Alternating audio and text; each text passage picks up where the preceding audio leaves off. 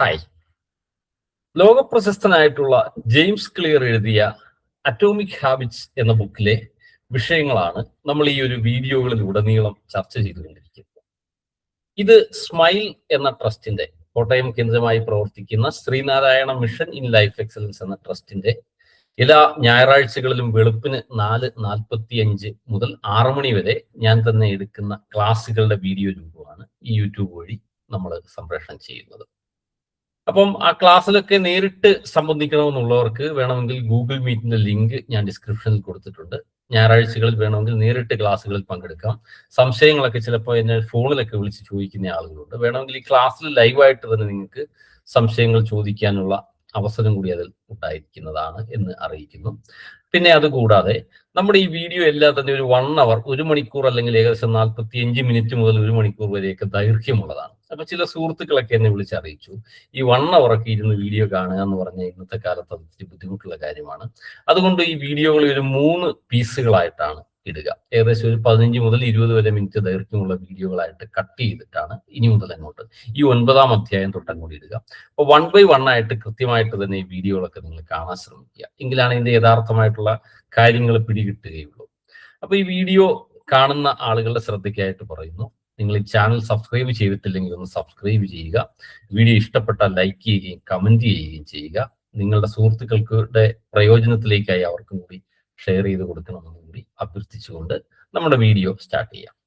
1965 ഹംഗറിയിൽ നിന്നുള്ള ലാസ്ലോ പോൾഗൻ എന്നൊരു വ്യക്തി ക്ലാര എന്ന ഒരു യുവതിക്ക് കത്തയച്ചു. നമ്മുടെ തൂവാനത്തുമ്പികളിലെ ക്ലാരയല്ല, ഇത് ഹംഗറിയിലുള്ള ക്ലാരയാണ്. അപ്പൊ ഇദ്ദേഹം ക്ലാരയ്ക്ക് കത്തുകൾ ഇങ്ങനെ നിരന്തരം അയച്ചുകൊണ്ടേയിരുന്നു.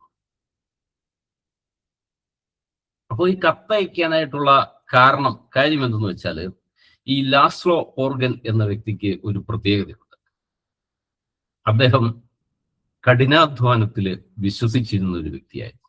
അതായത് കഠിനാധ്വാനം ഉണ്ടെങ്കിൽ ആർക്കും ഉദ്ദേശിക്കുന്ന ഏത് തലത്തിലേക്കും എത്തിച്ചേരാം എന്ന് അടിയുറച്ച് വിശ്വസിക്കുകയും അതോടൊപ്പം തന്നെ കഠിനാധ്വാനം ചെയ്തുകൊണ്ടുവരുന്ന ഒരു വ്യക്തിയാണ് ഇപ്പോൾ ലാസ്ലോ പോർഗൻ എന്ന വ്യക്തി.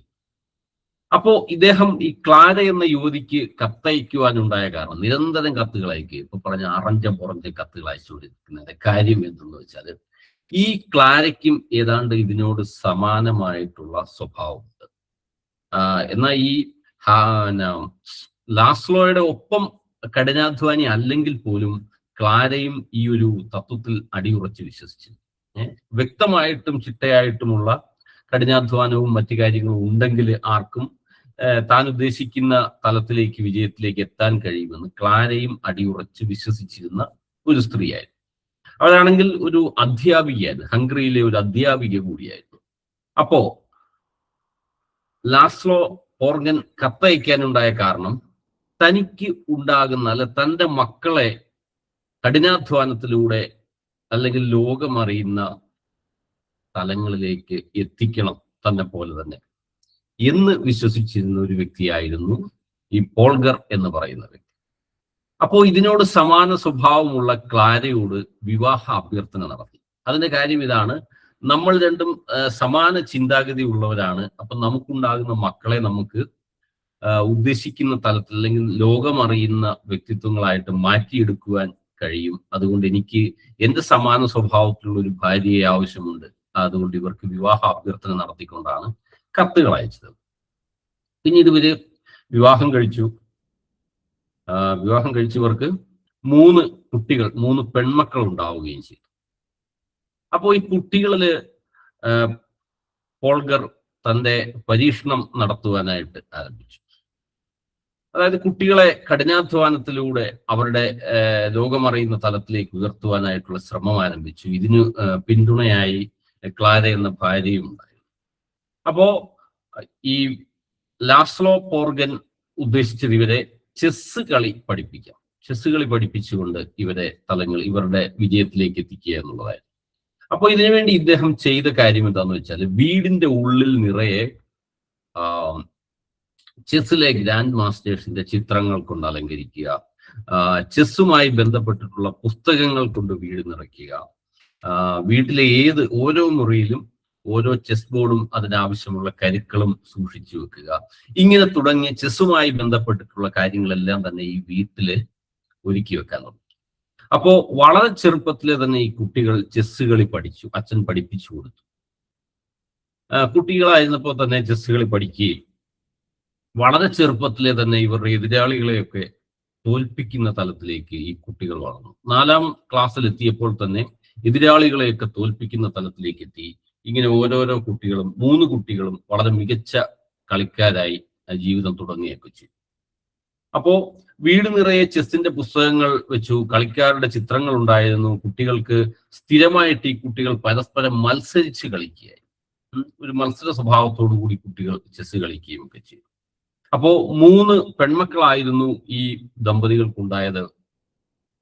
മൂത്തയാളുടെ പേര് സൂസൻ, അടുത്തത് സോഫിയ, ജൂഡിത്ത്. ഇങ്ങനെ 3 കുട്ടികളായിരുന്നു. അപ്പോ മൂത്തയാളായ സോഫിയ ഏറ്റവും മികച്ച പ്രകടനം 4ാം വയസ്സിൽ തന്നെ കാഴ്ചവെച്ചു. 6 മാസം കൊണ്ട് തന്നെ ആ കുട്ടി മുതിർന്നവരെയൊക്കെ കളിയിൽ തോൽപ്പിക്കാൻ തുടങ്ങി. 2ാമത്തെ കുട്ടിയായിട്ടുള്ള സോഫിയ കുറച്ചുകൂടി മെച്ചപ്പെട്ട പ്രകടനം കാഴ്ചവെച്ചു. 14ാമത്തെ വയസ്സ് എത്തിയപ്പോൾ തന്നെ ലോക ചാമ്പ്യന്മാരുടെ ഇടയിലേക്ക് ഈ കുട്ടിയുടെ പേര് ഉണ്ടായി. അതിനുശേഷം വർഷങ്ങൾ കഴിഞ്ഞപ്പോൾ ഈ കുട്ടി ഗ്രാൻഡ് മാസ്റ്ററായി, ചെസ് കളിയുടെ ഗ്രാൻഡ് മാസ്റ്ററൊക്കെ ആയി മാറി. ഏറ്റവും ഇളയ കുട്ടിയാണ് ആ കൂട്ടത്തിൽ ഏറ്റവും മികച്ച പ്രകടനം കാഴ്ചവെച്ചത്. 5ാം വയസ്സിൽ തന്നെ ഈ കുട്ടി തന്റെ അച്ഛനെ കളിയിൽ തോൽപ്പിച്ചിരുന്നു. പലപ്പോഴും കുട്ടികൾക്ക് ചെസ് കളിയൊക്കെ പഠിക്കുമ്പോൾ മുതിർന്നവരെ തോൽപ്പിക്കുക ബുദ്ധിമുട്ടാണ്. കാരണം IQ ലെവലിന്റെ വ്യത്യാസം അല്ലെങ്കിൽ ബുദ്ധിയുടെ കഴിവിന്റെ ഒക്കെ കാര്യത്തിൽ വ്യത്യാസമാണ്. പക്ഷെ ഈ കുട്ടി, ഏറ്റവും ഇളയ കുട്ടി 5ാമത്തെ വയസ്സിൽ തന്നെ തന്റെ അച്ഛനെ കളിയിൽ തോൽപ്പിച്ചിരുന്നു. മാത്രമല്ല 12 വയസ്സെത്തിയപ്പോൾ ലോകത്തിലെ 100 ചെസ് കളികൾ, ലോകത്തിലെ തന്നെ ഏറ്റവും പ്രധാനപ്പെട്ട 100 ചെസ് കളിക്കാരിൽ ഒരാളായിട്ട് ഈ കുട്ടിയുടെ പേര് ഉണ്ടായിരുന്നു. മാത്രമല്ല 15 വയസ്സായപ്പോൾ, 15 വയസ്സും 4 മാസവും പ്രായമുള്ളപ്പോൾ ഏറ്റവും പ്രായം കുറഞ്ഞ ഗ്രാൻഡ് മാസ്റ്ററായിട്ട് ഈ കുട്ടി മാറി. അങ്ങനെ 3 കുട്ടികളും ഈ കളിയിൽ തങ്ങളുടെ മികച്ച പ്രകടനം കാഴ്ചവെച്ചിട്ടുണ്ട്. അപ്പോ ഈ കാര്യം പറയുമ്പോൾ ഈ പോൾഗർ സഹോദരിമാരുടെ കുട്ടിക്കാലം വളരെ വിചിത്രമായിരുന്നു എന്നാണ് പറയുക. പക്ഷെ ഈ കുട്ടികളോട് ഏതെങ്കിലും അഭിമുഖങ്ങളിൽ ചോദിക്കുമ്പോൾ ഇവർ പറയാറുള്ളത്, ഞങ്ങളുടെ കുട്ടിക്കാലം വളരെയേറെ രസകരമായിരുന്നു, സന്തോഷകരമായിട്ടാണ് ഞങ്ങൾ ജീവിച്ചു വരുന്നത്. കാരണം എന്താന്ന് വെച്ചാല് ഇവരെപ്പോഴും ചെസ് കളിച്ചുകൊണ്ടേയിരിക്കും.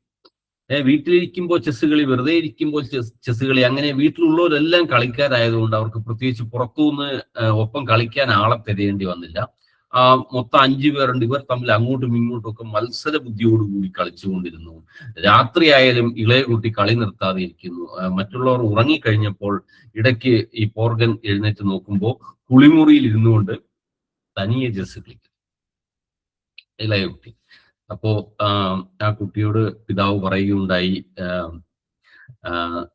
ജൂഡിത്ത്, നീ ആ ചെസ് ബോർഡിനെ വെറുതെ വിടൂ എന്ന് പറയുന്നുണ്ട്. പക്ഷെ ആ കുട്ടി പറഞ്ഞു, ഞാനല്ല, ഈ ചെസ് ആണ് എന്നെ വിടാത്തത്, എന്നെ വിടാതെ പിന്തുടരുകയാണ്, അതുകൊണ്ടാണ് ഞാൻ രാത്രി സമയങ്ങളിൽ പോലും ഇരുന്നിങ്ങനെ ചെസ് കളിച്ചുകൊണ്ടിരിക്കുന്നത്.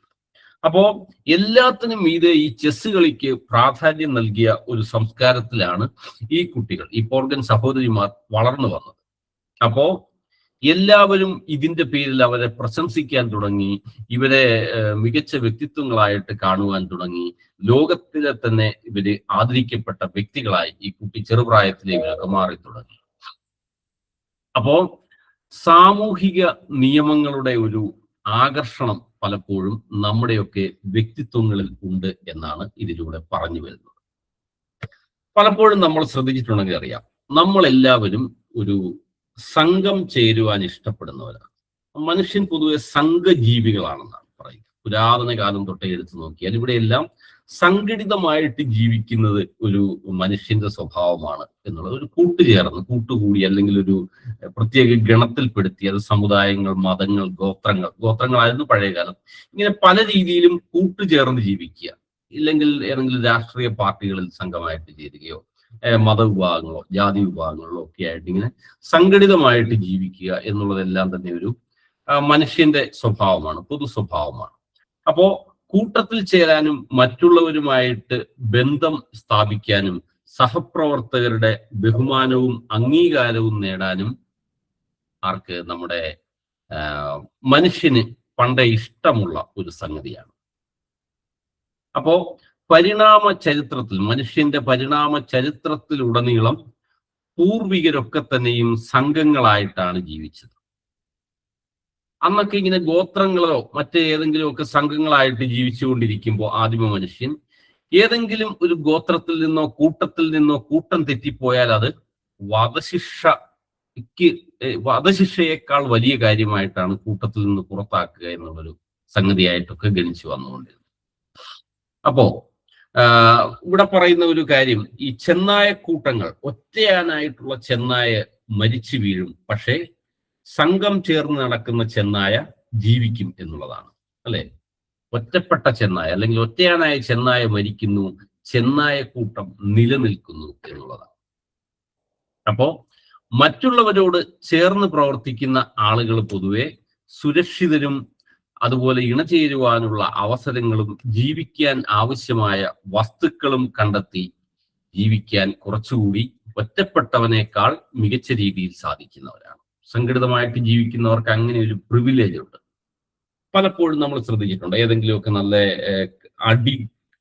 കെട്ടുറപ്പുള്ള കുടുംബങ്ങളിൽ നിന്നൊക്കെ വരുന്ന വ്യക്തികളെയൊക്കെ കാണുമ്പോൾ പെട്ടെന്ന് ആളുകൾ ഇന്ന കുടുംബത്തിലെയാണ്, അല്ലെങ്കിൽ ഇന്ന സംഘത്തിൽപ്പെട്ടവനാണ്, ഇന്ന ഗ്രൂപ്പിലുള്ളവളാണ് എന്ന് പറഞ്ഞൊരു പ്രത്യേക പ്രിവിലേജ് ആ സംഘത്തിലൂടെ തന്നെ ഈ വ്യക്തിക്ക് ലഭിക്കുന്നതായിട്ട് കാണാൻ പറ്റും.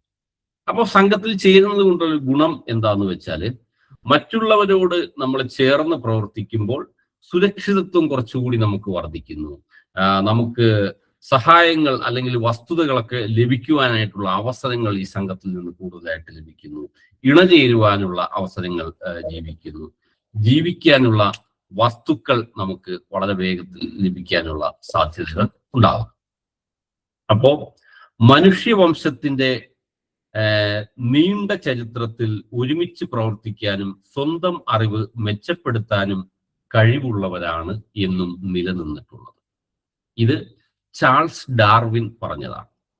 പരിണാമ ചരിത്രത്തിന്റെ ആണല്ലോ ചാൾസ് ഡാർവിൻ. ഇദ്ദേഹം പറഞ്ഞ വ്യക്തിയാണ്, മനുഷ്യ ചരിത്രത്തില് ഒരുമിച്ച് പ്രവർത്തിക്കാനും അതിലൂടെ സ്വന്തം അറിവിനെ മെച്ചപ്പെടുത്താനും കഴിവുള്ള വ്യക്തികളാണ് ഏറെക്കാലം ജീവിച്ചിട്ടുള്ളത്, നിലനിന്ന്. അത് നമ്മൾ ഇക്കിഗായി എന്ന ബുക്ക് ചർച്ച ചെയ്തപ്പോൾ പറഞ്ഞു, ഏറ്റവും കൂടുതൽ ആയുസ്സുള്ള മനുഷ്യര് ജപ്പാനിലാണ്, ഒക്കിനാവ ദ്വീപിലെ ആളുകളാണെന്ന് പറഞ്ഞു. അവർക്കൊരു പ്രത്യേകതയുണ്ട്, വയസ്സായി പ്രായമായി കഴിഞ്ഞാൽ അവരിങ്ങനെ സംഘടിതമായിട്ട് ജീവിക്കുന്നവരാണ്, അല്ലെ? ഈ അയൽപ്പക്ക സംഘടനകളിലെ മെമ്പർമാരാണ് ഇവരൊക്കെ. അതോടൊപ്പം തന്നെ ഓരോ ദിവസങ്ങളിലും പല പല ദിവസങ്ങളായി ഓരോ വീടുകളിലും ഇവർ സംഘം ചേർന്ന് ചായ കുടിക്കുകയും പലഹാരങ്ങൾ കഴിക്കുകയും സംഘം ചേർന്ന് സംസാരിക്കുകയും കളികളിൽ ഏർപ്പെടുകയും പാട്ട് പാടുകയും നൃത്തം ചെയ്യുകയും ഒക്കെ ചെയ്യുന്നവരാണ്. അപ്പോ ഇങ്ങനെ സംഘടിതമായിട്ട് ജീവിക്കുന്നവർക്ക് കുറച്ചുകൂടി മറ്റുള്ളവരെക്കാൾ, ഒറ്റപ്പെട്ടവനേക്കാൾ കുറച്ചുകൂടി ആയുസ് തന്നെ ഉണ്ടാകുമെന്ന് എന്നാണ് ചാൾസ് ഡാർവിൻ പറയുന്നത്.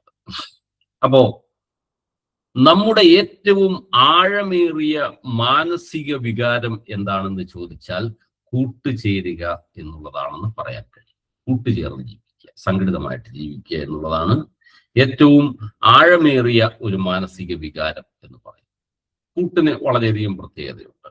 അതോടൊപ്പം തന്നെ നമ്മുടെ ആധുനിക പെരുമാറ്റത്തെയും നമ്മുടെ പുരാതന ആഗ്രഹങ്ങളെയും ഒക്കെ നിയന്ത്രിച്ചിരുന്നതും ഈ പറയുന്ന നമ്മുടെ സംഘങ്ങളാണ്, നമ്മളുടെ കൂട്ടുചേരുന്ന ആളുകളാണ്. അത് കുടുംബത്തിൽ നിന്നാവാം, പുറത്തു നിന്നൊക്കെ ആകാം. ചിലപ്പോൾ ചിലരുണ്ട് കുടുംബക്കാരുമായിട്ട് ഭയങ്കര സൗഹൃദത്തിൽ ജീവിക്കുന്നവരുണ്ട്. അവർക്ക് പുറത്ത് മറ്റുള്ളവരോട് വലിയ ബന്ധം ഉണ്ടാവില്ല, പക്ഷെ കുടുംബത്തിൽ അവർക്ക് ഭയങ്കരമായ സ്ഥാനം ഉണ്ടായിരിക്കും. ഇനി നേരെ മറിച്ച് മറ്റു ചിലരുണ്ട്, കുടുംബത്തിൽ ചിലപ്പോൾ വലിയ പ്രാതിനിധ്യം കിട്ടില്ല, പക്ഷെ പുറത്ത് ഇയാൾക്ക് ഭയങ്കരമായിട്ടുള്ള ഒരു സംഘടനാ ബലവും ഭയങ്കര പേരും. ഇപ്പൊ പറഞ്ഞാൽ എനിക്ക് ഇവിടെ ഒട്ടും വിലയില്ലെങ്കിലും പുറത്തൊക്കെ നല്ല ചീത്തപ്പേരാന്ന് പറഞ്ഞാല് നല്ല പേരുള്ളവരുമാണ്. ഇനി ഇതിനെ രണ്ടിനെയും കൂടെ ഒരുമിച്ച് കൊണ്ടുപോകുന്ന വ്യക്തികളുമുണ്ട്. കുടുംബ ബന്ധങ്ങളിൽ തന്നെ പ്രാധാന്യം കൽപ്പിക്കുന്ന, അതോടൊപ്പം തന്നെ കുടുംബത്തിന് പുറത്തുള്ള ആളുകളുമായിട്ട് നല്ല രീതിയിലും ബന്ധത്തെ കൊണ്ടുപോകാൻ കഴിയുന്ന വ്യക്തികളുമുണ്ട്. അപ്പൊ ഇവിടെയെല്ലാം നമ്മുടെ ശീലങ്ങളെ ഒരിക്കലും നമ്മൾ തിരഞ്ഞെടുക്കുകയല്ല ചെയ്യുന്നത്. നമ്മൾ ശീലങ്ങളെ ഒരിക്കലും തിരഞ്ഞെടുക്കുന്നില്ല. നമ്മൾ നമ്മളോടൊപ്പം ചേരുന്നവരുടെ ശീലങ്ങളെ അനുകരിക്കുകയാണ് പലപ്പോഴും ചെയ്യുന്നത്. നമ്മുടെ സംഘങ്ങൾ, അല്ലെ നമ്മുടെ കൂട്ടുകാർ, നമ്മുടെ കുടുംബക്കാർ, ഇങ്ങനെയുള്ളവരുടെയൊക്കെ അല്ലെ നമ്മുടെ പൂർവികരായിട്ടുള്ളവരുടെയൊക്കെ ശീലങ്ങളെ നമ്മളിങ്ങനെ കുറേശ്ശെ അനുകരിച്ച് അത് നമ്മുടെ ശീലമായിട്ട് പിന്നീട് മാറുകയാണ് ചെയ്യുക. അപ്പോ നമ്മുടെ കുടുംബങ്ങളും സുഹൃത്തുക്കളും ക്ഷേത്രങ്ങളും പള്ളിയും മോസ്കുകളും സ്കൂളും സമൂഹവും നമുക്കൊരു തിരക്കഥ നൽകുന്നു. ആ തിരക്കഥയിലെ അഭിനേതാക്കളായി മാറുകയാണ് നമ്മൾ. ചിന്തിച്ചു നോക്കിയാൽ ശരിയാണത്. കാരണം നമ്മുടെ കുടുംബത്തിന് ഒരു പ്രത്യേക തിരക്കഥ ഉണ്ടാവും. വർഷങ്ങളായി നമ്മൾ ജീവിച്ചു. നമ്മുടെ സുഹൃത്തുക്കളുടെ ഇടയിൽ അവർക്കുള്ളൊരു തിരക്കഥ ഉണ്ടാകാം. നമ്മൾ പഠിക്കുന്ന സ്കൂളിൽ ഒരു തിരക്കഥ ഉണ്ടാകാം. നമ്മുടെ ആരാധിക്കുന്ന ക്ഷേത്രത്തിലോ പള്ളിയിലോ മോസ്കിലോ നമുക്കൊരു തിരക്കഥ നമുക്ക് വേണ്ടി ഉണ്ടാക്കുന്നുണ്ടാകാം. ഈ തിരക്കഥയുടെ എല്ലാം ആകത്തുകയായിരിക്കും ഒരുപക്ഷെ നമ്മുടെ ശീലങ്ങൾ. ശരിയല്ലേ? നമ്മുടെ ശീലങ്ങളൊക്കെ രൂപീകരിക്കപ്പെടുന്ന ഏതാണ്ട് ഇങ്ങനെയൊക്കെ തന്നെ. ഇതാണ് നമ്മുടെ സംസ്കാരമായിട്ട് പിന്നീട് മാറപ്പെടുന്നത്. നമ്മുടെ സംസ്കാരം ഏതെന്ന് ചോദിച്ചാൽ ഒന്നുകിൽ നമ്മൾ ക്ഷേത്രങ്ങളിൽ നിന്ന് ലഭിച്ചതാകാം, നമ്മുടെ കുടുംബങ്ങളിൽ നിന്ന് ലഭിച്ചതാകാം, നമ്മൾ പഠിച്ച സ്കൂളിൽ നിന്ന് ലഭിച്ചതാകാം, നമ്മുടെ അടുത്ത സുഹൃത്തുക്കളിൽ നിന്ന് ലഭിച്ചതാകാം. ഇവിടെ ഏതെങ്കിലും സ്ഥലത്ത് നിന്ന് എഴുതപ്പെട്ട ഒരു തിരക്കഥയുടെ ഉൽപ്പന്നമാണ് നമ്മളിലെ ശീലങ്ങൾ, നമ്മുടെ സംസ്കാരങ്ങൾ എന്ന് പറയേണ്ടത്. അപ്പോ ഈ നിയമങ്ങളും പ്രതീക്ഷകളും ഒക്കെ തന്നെ നമുക്ക് നമ്മുടെ സമൂഹം, നമ്മളുമായി ചേർന്ന് നിൽക്കുന്ന കൂട്ടം, നമ്മളുമായിട്ട് ചേർന്ന് നിൽക്കുന്ന സംഘം നമുക്ക് നൽകുന്നതാണ്. അതായത് നമ്മൾ എപ്പോൾ വിവാഹം കഴിക്കണം എന്നുള്ളതിന്റെ പ്രായപരിധി നിശ്ചയിച്ചത് നമ്മുടെ കുടുംബമോ നമ്മൾ ചേരുന്ന സംഘമോ നമ്മുടെ സമുദായമോ എത്രാമത്തെ വയസ്സിൽ വിവാഹം കഴിക്കണമോ എന്നുള്ളത് നമ്മളായിട്ട് ഉണ്ടാക്കിയെടുത്ത തീരുമാനമല്ല. ഇങ്ങനെ കാലങ്ങളായിട്ട് നമ്മുടെ ആ ഒരു സർക്കിളിൽ രൂപപ്പെട്ട ഒരു പ്രായപരിധിയുണ്ട്. അതാണ് പ്രായം എന്ന് നമ്മൾ അംഗീകരിക്കുകയാണ്. ഇത് ഓരോ കാര്യത്തിലും അങ്ങനെ തന്നെയാണ്. അതുപോലെ നമുക്കൊരു കുട്ടി ഉണ്ടായാൽ ആ കുട്ടിയുടെ പിറന്നാളിന്, ബർത്ത്ഡേക്ക് എത്ര പണം ചിലവഴിച്ചുകൊണ്ടുള്ള കാര്യങ്ങൾ നടത്തണമെന്ന് തീരുമാനിക്കുന്നതും നമ്മൾ ഇപ്പോൾ ജീവിക്കുന്ന ആ ഒരു ചുറ്റുപാടാണ് നമ്മളോട് പറഞ്ഞു തന്നിരിക്കുന്നത്. അല്ലെ? ബർത്ത്ഡേ ഒക്കെയാണ്. പണ്ടൊക്കെ ആണെങ്കിൽ ബർത്ത്ഡേ ഒന്നും ആഘോഷിക്കുക, നമ്മുടെയൊക്കെ ചെറുപ്പത്തിൽ, എന്റെയൊക്കെ ചെറുപ്പത്തിൽ പോലും ഞാനൊന്നും ബർത്ത്ഡേയുടെ ദിവസങ്ങൾ ഓർത്തിട്ട് കൂടിയില്ല. പക്ഷെ ഇപ്പോൾ അങ്ങനെയല്ല. ഓരോ കുട്ടികളുടെയും ബർത്ത്ഡേ കൃത്യമായിട്ട് ആഘോഷിക്കുന്നുണ്ട്, മറ്റുള്ളവരെയൊക്കെ അറിയിക്കുന്നുണ്ട്, വിഷ് ചെയ്യുന്നുണ്ട്. ഇതെല്ലാം നമ്മുടെ ഒരു സംഘങ്ങൾ, നമ്മൾ ചേരുന്ന കൂട്ടായ്മകൾ നമുക്ക് തന്ന ചില കഥകളാണ്, തിരക്കഥകളാണ് എന്നാണ് പറയുന്നത്. അപ്പോൾ ഇതിനൊക്കെ നമ്മുടെ സമൂഹത്തിന്, നമ്മുടെ കുടുംബത്തിന്, നമ്മൾ പഠിക്കുന്ന സ്കൂളിന്, ഇവയ്ക്കെല്ലാം തന്നെ നമ്മുടെ സ്വഭാവ രൂപീകരണത്തിൽ, നമ്മുടെ സംസ്കാരത്തിൽ വ്യക്തമായിട്ടുള്ളൊരു പങ്കുണ്ട് എന്നാണ്. അപ്പൊ ഈ ആദ്യം നമ്മൾ പറഞ്ഞ പോർഗൻ സഹോദരിമാരുടെ കഥ പറഞ്ഞപ്പോൾ, ഈ പോർഗൻ ക്ലാരക് എന്ന യുവതിക്ക് കത്തയച്ചു, അവർ വിവാഹം കഴിച്ചു, കുട്ടികൾ ജനിച്ചു, അവരെ മികച്ച ചെസ് കളിക്കാരാക്കാനായിട്ട് ഇദ്ദേഹം വീട് നിറയെ ചെസ് കളിയുടെ കാര്യങ്ങൾ കൊണ്ട് നിറച്ചു. അങ്ങനെ അതിനുവേണ്ടിയുള്ള സാഹചര്യങ്ങൾ ഉണ്ടാക്കി കൊടുത്തപ്പോൾ ആ കുട്ടികൾ അവരുദ്ദേശിച്ച തലങ്ങളിലേക്ക് തന്നെ വളർന്നു വന്നു. പോൾഗൻ ഉദ്ദേശിച്ച തലത്തിലുള്ള ഒരു ലോകപ്രശസ്തരായിട്ടുള്ള കളിക്കാരായിട്ട്, ഗ്രാൻഡ് മാസ്റ്റേഴ്സ് ഒക്കെ ആയിട്ട് ചെറുപ്പത്തിൽ തന്നെ ഈ കുട്ടികൾ മാറുകയുണ്ടായി. ഇതുപോലെ നമ്മൾ ഉദ്ദേശിക്കുന്ന ഓരോ കാര്യത്തിനും നമ്മുടെ വീട്ടിലെ സാഹചര്യങ്ങളും, നമ്മൾ ചേരുന്ന, നമ്മളെ കുട്ടികളോ നമ്മളോ ഇടപഴകുന്ന സ്ഥലങ്ങളും ഇതേ രീതിയിൽ ക്രിയേറ്റ് ചെയ്ത് കഴിഞ്ഞാൽ ആ ഉദ്ദേശിക്കുന്ന തലങ്ങളിലേക്ക് നമ്മുടെ സ്വഭാവത്തെയും നമ്മുടെ മറ്റു കാര്യങ്ങളെയും എത്തിക്കാൻ സാധിക്കും എന്നുള്ളതാണ് ഇതിനകത്ത് പറഞ്ഞു വരുന്നത്. ഈ അധ്യായത്തിൽ പറയുന്നത് ഈ കുടുംബത്തിൽ അതിന് പ്രത്യേകമായ പങ്കുണ്ട്, നമ്മൾ ചേരുന്ന സംഘങ്ങൾക്ക് പ്രത്യേക പങ്കുണ്ട് എന്നാണ് വിചാരിക്കുക. കാരണം നമുക്കിപ്പോ പാട്ട് പാടുക എന്നുള്ളത്, അല്ലെങ്കിൽ ഏതെങ്കിലുമൊക്കെ കഠിനമായിട്ടുള്ള രാഗത്തിൽ പാട്ട് പാടുക എന്ന് പറഞ്ഞാൽ നമുക്കിപ്പോ അതത്ര വലിയ ഒരു ക്രൈസുള്ള കാര്യമല്ല. വേണമെങ്കിൽ ഒന്ന് പാട്ട് മൂളാം, ഇല്ലെങ്കിൽ ഇല്ല. അല്ലെങ്കിൽ ഏതെങ്കിലുമൊക്കെ കൃതി ചൊല്ലുമ്പോൾ, പ്രാർത്ഥനയൊക്കെ ചൊല്ലുമ്പോൾ ഒന്ന് ഈണത്തി ചൊല്ലാം എന്നൊക്കെ വിചാരിക്കുമെങ്കിലും അതിനുവേണ്ടി നമ്മളൊരു കഷ്ടപ്പെട്ട എഫർട്ടുകളൊന്നും തന്നെ എടുക്കുന്നില്ല. നേരെ മറിച്ച് നമ്മൾ ജീവിക്കുന്ന വീട്ടിലെ ഓരോ ആളുകളും ഓരോ സംഗീതജ്ഞരാണെന്ന് വിചാരിക്കുക. അച്ഛനൊരു പാട്ടുകാരൻ, അമ്മയൊരു പാട്ടുകാരി, സഹോദരന്മാരും സഹോദരിമാരും ഒക്കെ പാട്ടുകാരാണെങ്കിൽ നമ്മളും ക്രമേണ പാട്ടുകാരായി, അല്ലെ?